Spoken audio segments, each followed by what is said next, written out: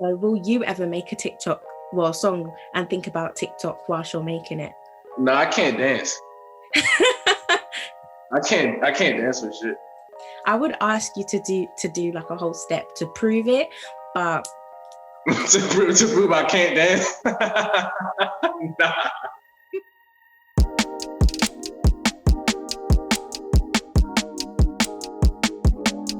hi everybody, this is Kyan from Enemy, and you are watching In Conversation with Brent Faiyaz. Hi, how are you? What's up?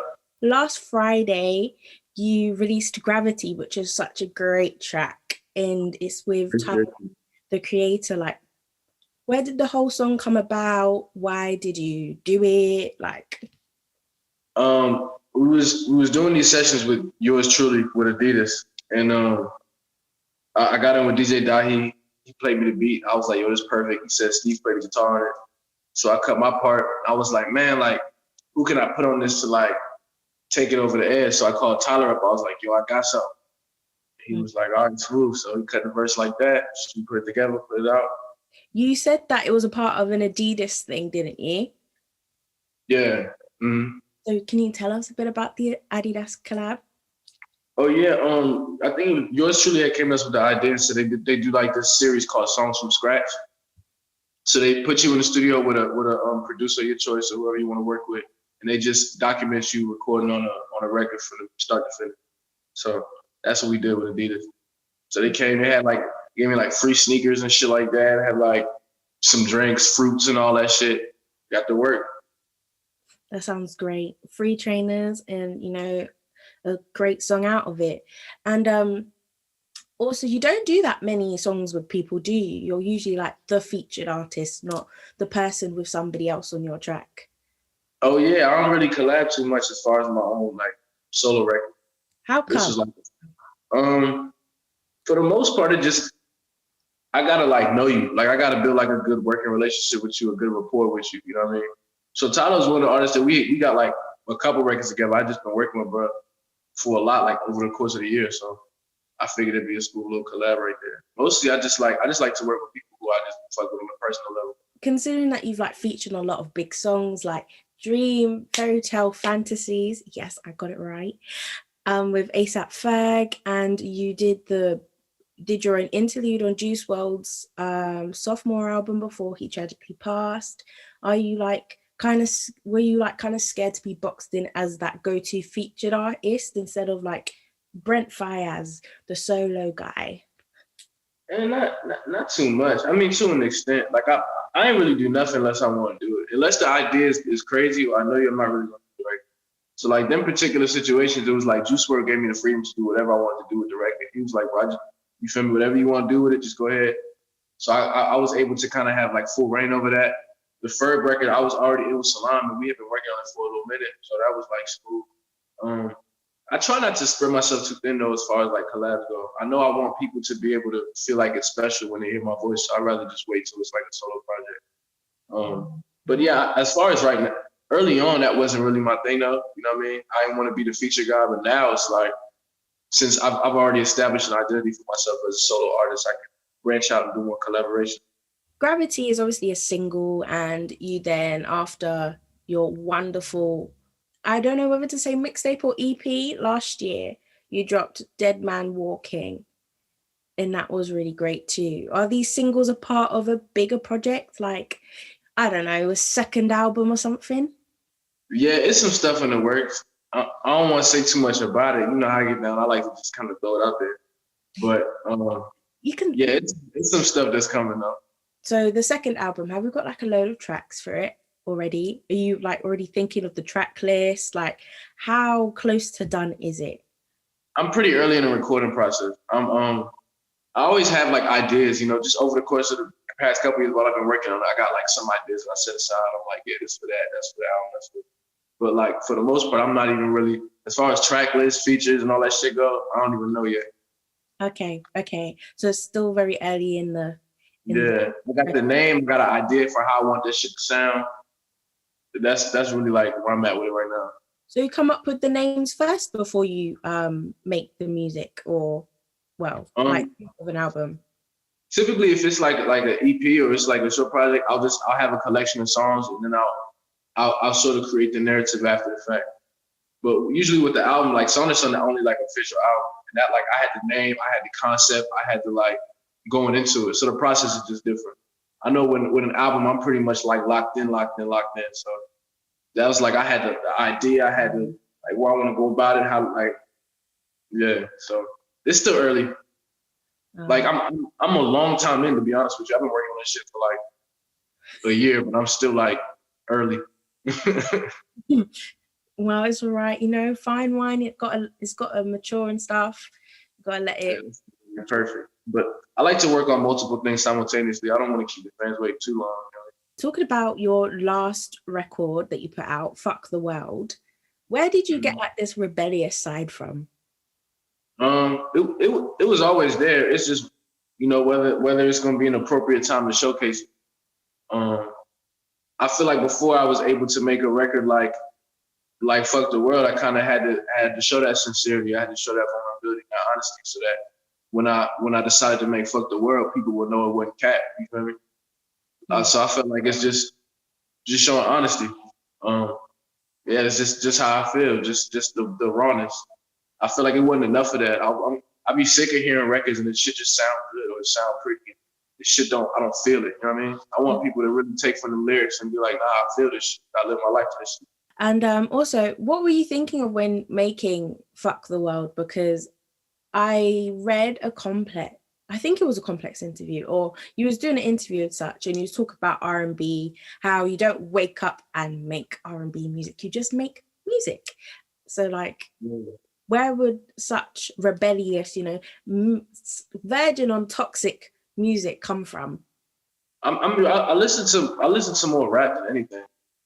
Like I listen to a lot of rap shit. To me, like I listen to more rap than R&B because I relate to it more. Like just because like where I'm from, the lyrical content, it hit harder because I'm more of a lyrics person. So I like to listen to stuff that's about what I'm going through. So I try to think, shit, if I was a rapper, what would I rap about? I'm just singing. I was gonna ask you, why don't you rap then? I mean, I did on Gravity, you know what I mean? But I'm not a rapper. Yeah. I feel like everybody got, their thing. I could sing, so I'm like, let me just sing it. So, on like classics like Rehab and you and your little, it's like almost freaky, a little bit toxic with, like perfect everyday romance in your music. Do you feel like your music shows more aspects of love than like just the typical surface level love? And why do you choose to do that if you believe so? I just wanted to hit harder, man. Like I can't make no music that I wouldn't listen to. And so when motherfuckers be like, "Ooh, like you ain't texting me back. I'm trying to feel your vibe." Like that's not my type of shit, bro. Like I can't listen to no shit like that. That's like elementary school shit. You know what I mean? I feel like if you really out here and you really live in a certain type of life, people connect on deeper levels and just surface like let's just kick it and vibe type shit. You know what I mean? I feel like and just even aside from just like love, just music that's about like the world at large, period. I feel like it's a lot of music that ain't really, like that I can listen to that's really just about different situations, everyday life. Like aside from just love and hate, it's highs, it's lows, it's being broke, it's being rich, it's being happy, it's being sad. Like I tried as hard as I can to just make music for every environment you can think of or every feeling that you might be having. So do you feel like in today's world, Jagged Edge couldn't come back and make a song like Let's Get Married and it'll be as big as your Rehab or something like that? Oh, hell yeah, that's a great record. Let's Get Married is a phenomenal record. There's not enough of those records I know either. Why do you think? I don't know. I can't even think. I can't even speak for like people as a whole or why there's not enough of them records out. I think it's almost because it's been so done. People just want to do something different. Yeah. Like last thing I want to do is have a remake or something reminiscent of like 90s R&B or 2000 R&B. I done did that shit. You know what I mean? Like let me take it somewhere it ain't been before. People want to listen to 90s R&B, they can listen to 90s R&B, Talking about Dead Man Walking again, it's like kind of become like this little phenomenon on TikTok, hasn't it? Yeah. Like I've seen everyone showing off their nicest fits to outfits to Dead Man Walking, or they're just walking around trying to look mystical, singing your lyrics. And how do you feel about that? I don't know. It's crazy for real. I'm kind of like late on the TikTok game. I ain't never made a TikTok or nothing. But when I see it, I'm like, that's crazy. That's like a whole world I ain't really know nothing about for real. Do you have a favorite dance at all off TikTok? I'm just curious. I really fuck with that busted challenge. I've been watching that shit a lot. I see you. How do you feel about TikTok and its power, especially with like now some artists are making songs with catchy 15-second hooks so they can get the little clap thing, like hold down to it. I think there's always a space for that. There's been dances in hip hop since the beginning of time. Just dances and music and crazes and shit that people like. I feel like that's what the kids into. I rock with it. So will you ever make a TikTok, song and think about TikTok whilst you're making it? No, I can't dance. I can't dance with shit. Just one move. Like we could all do a 2-step. Oh, I can't dance with shit. I'm not a TikToker. No, that's not me. I would ask you to do like a whole step to prove it, but to prove I can't dance. Nah. Take my word for it. You don't want to see me do that shit. I think they would, but okay. I'll leave you alone. Also, Dead Man Walking is kind of like a fashion anthem as well, because as I said, people are like showing off like really intricate outfits in the middle of lockdown playing dress up. So I wanted to know, are you a fashionista? I be styling or whatever. You know what I mean? I like to get fly. I'm into like certain brands. Like if I go shop, I'm like certain designers, certain fabrics, certain I've been really into it for years now, honestly. But I try to keep it like kind of understated. I don't want to be like wearing like super like big Givenchy shit, big Gucci shit, big like that's not really my style for real. That's why today you came in a tank top and some sweats. Yeah, you can be fashionable in a tank top and sweats. I mean, yeah, as long as you can style it out.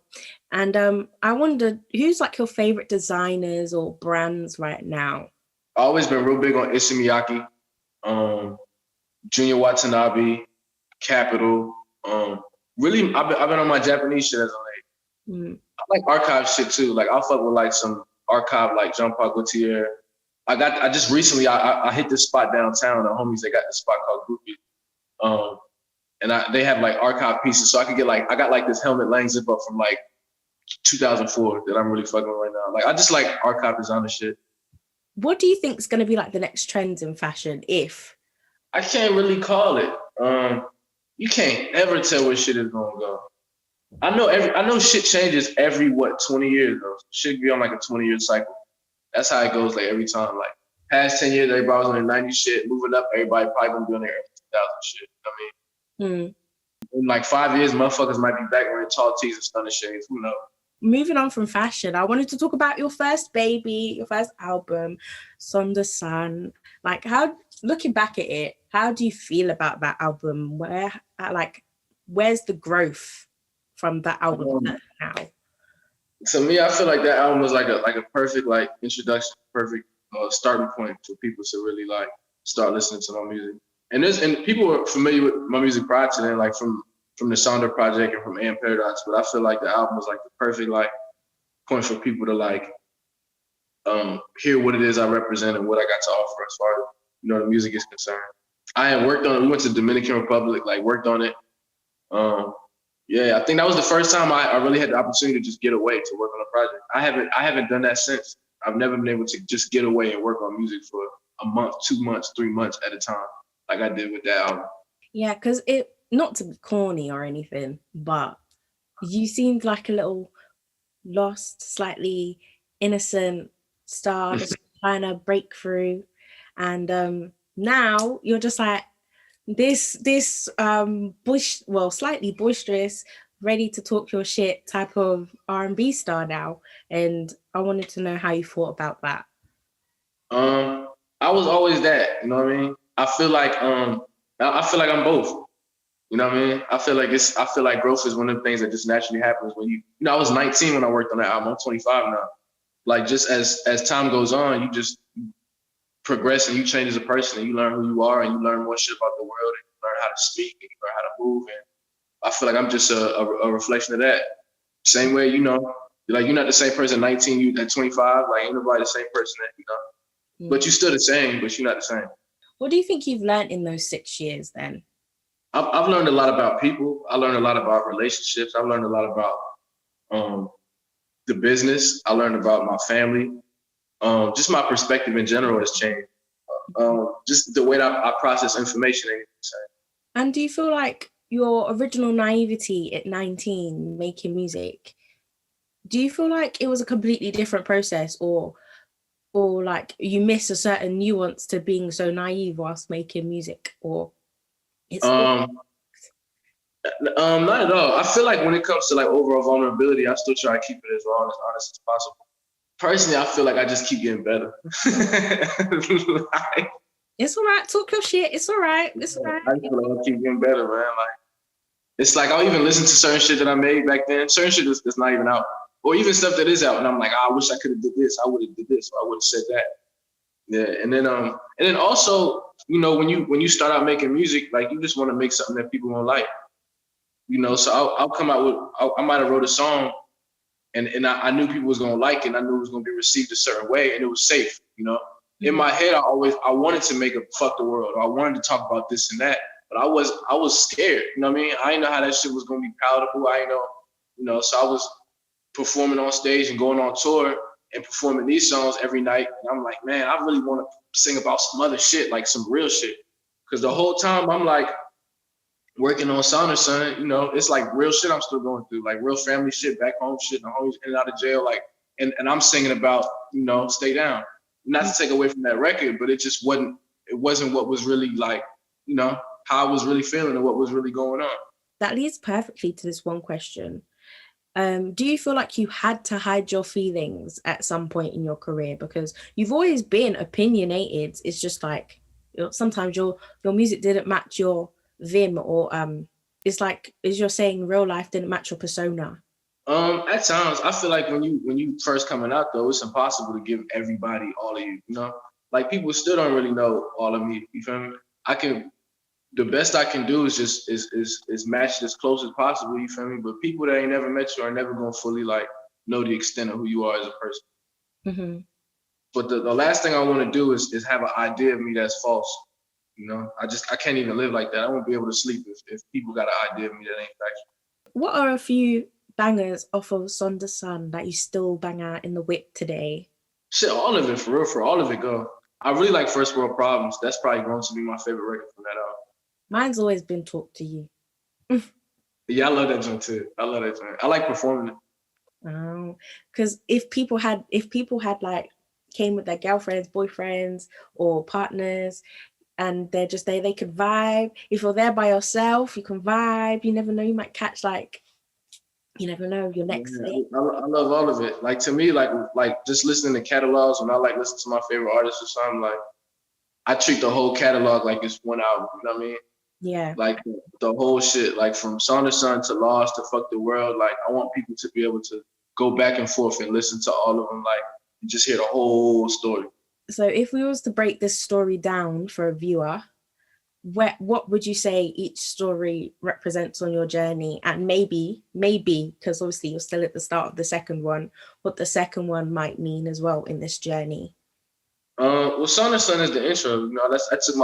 They say it take your whole life to make your first album. Son to Son, that's just from, I was really just telling the whole story, goddamn, from when I was a youngin' to that point. Mm-hmm. And then, with Lost, I was just picking up the pieces, trying to figure it out. Dealing with, like newfound stardom and shit like that, Fuck the World, I guess, is when I embraced it. Mm. It's when it was like, I'm trying to think. Because it's still, like, the story's still being told, you know what I mean? So I'm trying to think. I think Fuck the World was probably the first time I was really just unapologetic about whatever the fuck it was I had to say. Yeah, and then, you never know, the second album, you might be like, well, you might still be unapologetic, but it's a bit more romantic, or you never know, because... As of late, I've definitely been in, like, a more mature space, like, right around the time I was working on Fuck the World, I was goddamn just traveling everywhere, like just wilding out, living out a suitcase, like just on bullshit pretty much every night, goddamn tequila and strip clubs and fucking like bullshit. Like for the entire process of working on that project, I was on bullshit. But now, I'm like, a homeowner and shit, goddamn, like got a dog, got like, you feel me? I'm trying to like, I don't know, just trying to elevate, working out, eating healthier, reading books and stuff like that. Well, So I think the music, I think Make It Out Alive is gonna be a reflection of, I guess, of all of that, You gotta do shit to have perspective on it though, So I don't regret nothing. I'm just curious. Did you say something like "Make It Out Alive"? Yeah, that's what it's called. Yeah, the album's Make It Out Alive. I was gonna ask you, since you mentioned dogs and books, do you want to talk to me about your doggy and what books you've been reading? Oh yeah, I got a French bully. His name Marlo. Oh, Marlo. He at the homie crib right now, but yeah, Marlo, he cool. He a little French bully. He was bad as shit for the longest, but he just started like chilling for real. Cause he was on his puppy shit, so he was just biting up everything and always wanted to play all day, every fucking day. But he chilling out. And then what books are you reading? I refer back to the same couple books like a lot. There's some new shit I want to pick up. But I was reading Neil Postman's Amusing Ourselves to Death. That's like one of my favorites. The homie Freeze referred that book to me. And it like basically just talks about how like when you're young and they teach you about Fahrenheit 451 in school and shit like that, and they teach you about how like a dystopian society would be one where they burnt all the books and don't nobody have access to information. He was essentially saying that like a real dystopian society would be one where people don't want to read the books, where people are so distracted with iPhones and TV and being entertained that people kind of like can really do you dirty and sweep that shit under the fucking rug and you don't even notice. So there was a time when you could go to a bar and people could talk politics, people would talk religion and shit like that actually, mattered. But now it's to the point where it's like, don't nobody even care no more. So motherfuckers doing you all type of dirty behind the scenes, government doing you all type of dirty, and motherfuckers don't even really peep it. Yeah, that's scary because obviously we're kind of moving to a world like that. For real, and it's a lack of empathy. I feel like there was a time where if somebody say you watch the news, right, and they tell you like it was a murder in your city, right. Right after that, 2 seconds later, they say, all right, and now there's a new restaurant that just opened. Or they go into a commercial. That's not the proper way to relay that information. That's not the proper way for you to find out that somebody just passed. So now people are desensitized to shit going because it's like everything just moves one right after the other. It's so much information being given to you at such a rapid rate that you don't even know how to fully process. It's a good book. That shit fire. Okay, I might pick that one out. What I currently read is I've been rereading Things Fall Apart by Chinua Achebe. It's about pre-colonization. So it's a African tribe that would be Igbo today. And so you learn about their customs, you learn about this great like guy who's like the head of his community called Okonkwo, and then the British come and the whole colonization and everything, and you just learn how the whole society kind of like shifts because of colonization, but in like a fictional tale. I did it for English, for my English A-level, and then when our teachers would go to like conferences or stuff, they'll be like, oh, that book isn't important because like it's not that challenging for students and because he didn't decide to use big grand words and but yeah, it's so crazy how people will decide that a book is challenging or that a book is impressive based off of the type of words they use versus actually like how profound it is. It's like motherfuckers will take literary like little like somersaults and tricky words and euphemisms and motherfucking metaphors and similes over an actual like message. Like, it's kind of funny, like that literary scholars really be on some goddamn like, and that was like my favorite subject. I can talk about this shit all day. I fucking love English, but like it's just kind of funny how people will be quick as shit to place something that's I don't know. I guess how motherfuckers use tricky words and motherfuckers be on some like, almost like, all right, say you got like a favorite rapper, right? Mm-hmm. And people will like be like, man, the punchlines is crazy. The punchlines, the punchlines, the punchlines. And it's like, all right, what the fuck are they talking about? It's like, all right, it's cool, but what do you take from the song? Like, that's a cool line. That shit is really nice. It's cool, but like, what the fuck are they talking about? It's like you watch basketball and somebody got a mean crossover, but did they actually get to the fucking hole? Preach. No bullshit though. That shit is normal. Okay. Yeah. Well, I've had you here for a long time, so let me ask the last few questions and get out of your hair, which is beautifully cornrowed. I heard that you have a song coming out for International Women's Day. Should we talk about that great track? Yeah, it's called Show You Off. Mm-hmm. I wrote it with the homegirl Diana Gordon. I've been working on it for like years. I think I've been sitting on that track since like 2017, 2018, like just trying to get that shit right, trying to get that shit proper. Mm-hmm. So I'm excited to put that shit out. I feel like it's needed. Ain't enough of that shit out. Why do you think it's needed? I feel like I feel like we hard on Black women. That's just how I feel. Like, it's evident. You know what I mean? From the media, to how Black women are represented, to how Black women are treated. I feel like it's a needed record. I feel like it's so much degradation and so much rhetoric that very rarely do we, especially as Black men, really display how we feel about Black women in our lives. And with like that single, other things coming out and stuff, what do you think is going to be the future of Brent Faiyaz? It's no telling. It's really no telling. I'm not sure. I don't know. It's gonna be a lot of great music coming out. I know that. I feel like I'm getting better at my craft. Like the longer I do it. So, but the last thing I want is for people to like think they know what I'm gonna do. You know what I mean? I want to keep shit fresh, keep shit going, like keep shit new. I feel like my perspective on shit changes every day, and the music's gonna be a reflection of that.